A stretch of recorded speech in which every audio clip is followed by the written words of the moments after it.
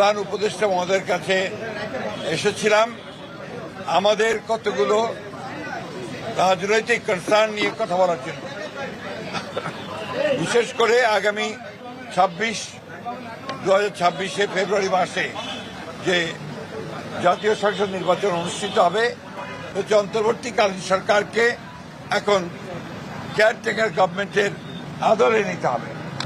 বিশেষ করে সেক্রেটারিয়েটে যারা এখনো আছেন, যাদেরকে চিহ্নিত ফ্যাসিস্টদের দোষর বলা হয়, তাদেরকে সরিয়ে সেখানে নিরপেক্ষ কর্মকর্তা দেওয়ার জন্য আমরা বলেছি যে প্রশাসনেও, জেলা প্রশাসন বিশেষ করে, সেখানেও একইভাবে ব্যবস্থা গ্রহণ করতে হবে।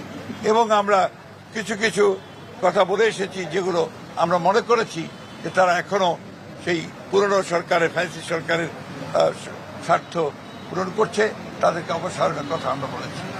আমরা সেই সঙ্গে পুলিশের নিয়োগের ক্ষেত্রে বিশেষ করে যে সমস্ত আপনার নতুন করে নিয়োগ দেওয়া হবে বা আপনার পদোন্নতি দেওয়া হবে, সেই ক্ষেত্রে একদম নিরপেক্ষ অবস্থা নেওয়ার কথা আমরা বলে এসেছি যে বিচার বিভাগে, বিশেষ করে হায়ার জুডিশিয়ারিতে এখনো যে সমস্ত ফ্যাসিস্টদের দোষর আছেন, তাদেরকে সরিয়ে সেখানে নিরপেক্ষ বিচারকদের দেওয়ার ব্যবস্থা করতে হবে।